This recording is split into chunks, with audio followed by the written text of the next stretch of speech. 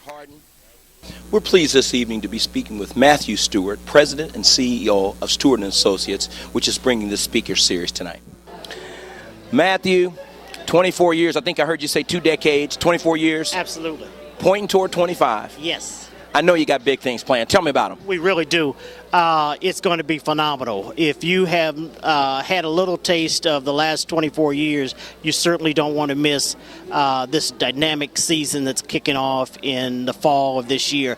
It is going to be an opportunity to see some of the individuals that we've seen across the last 24 years at a kickoff reception, most likely to be held at the Arts Museum.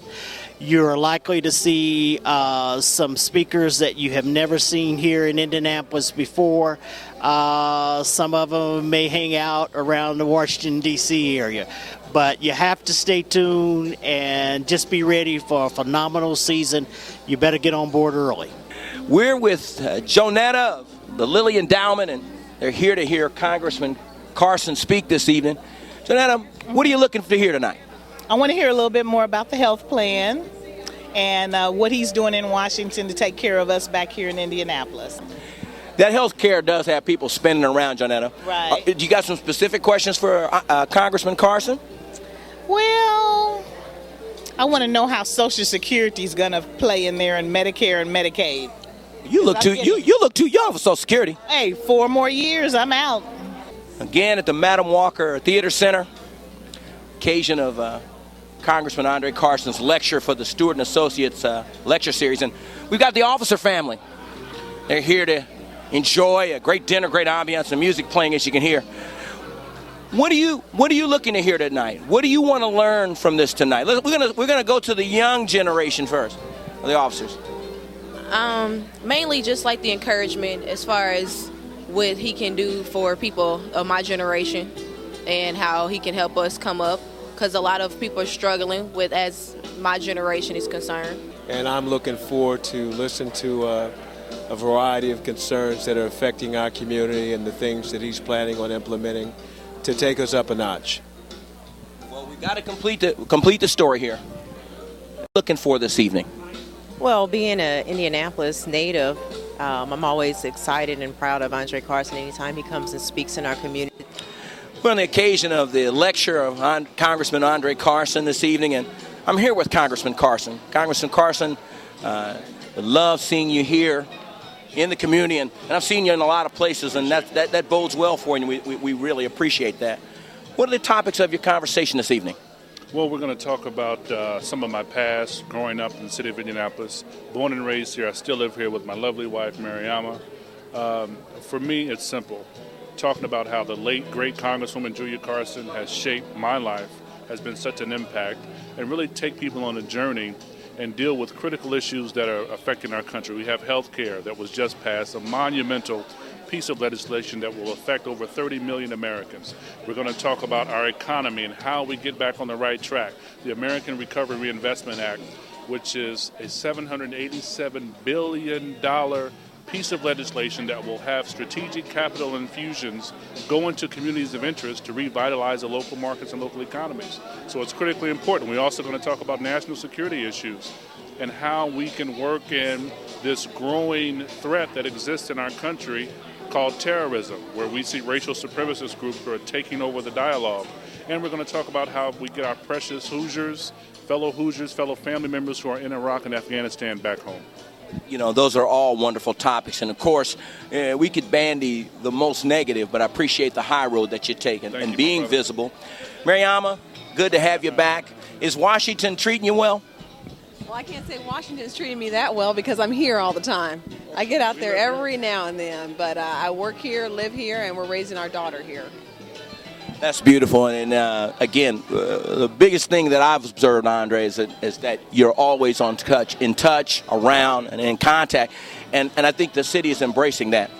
We got a question from you from IC Indy, and it just burns in my mind, but I know you get asked for a lot of help, constituents needing help from whatever money needs that they have, political needs, but how can the constituents, the citizens of Indianapolis, help you to do a more effective job?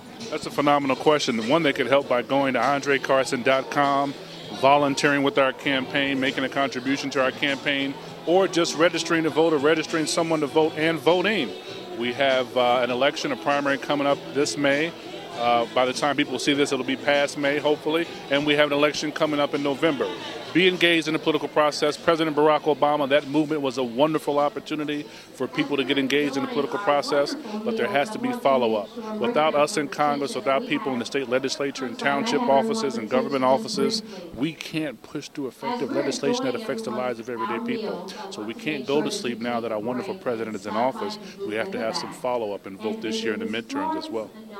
Congressman Carson, we appreciate your time. Mariama, your comments. God bless you and all the best to you. God bless you too. We appreciate you. Appreciate you. It's Leslie Reed, it's Newsmakers.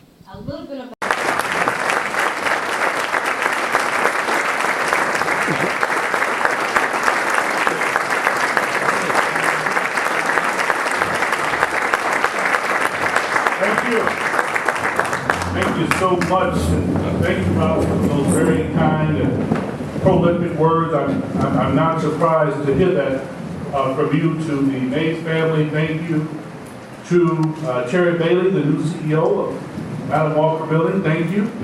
To my dear friend and brother, Matt Stewart Associate, for this wonderful event. Thank you. Keep up the great work of advocacy.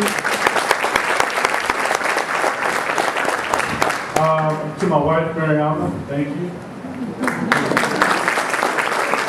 Father Hardman, so good to see you, my brother. I thank you for your leadership, and I don't care what anybody says. We value you.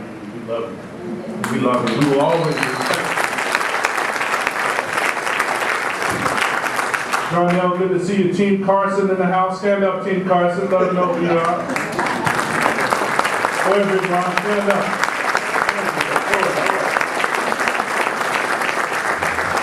I have so many friends in here, I don't want to get in trouble and start naming people when I look into the crowd because the staff says that that's not a good idea, Mr. Mayor. But, all right, little Pat, I see you. To remind you, you forgot. Good to see you, man. So good to be here. But so many friends. But for me, you know, I'm very humbled to be a part of this series, the likes of Cornel West, and Michael Larry Dyson, and Michelle Martin, so many other speakers. I'm like, why did you want to hear about little old Andre?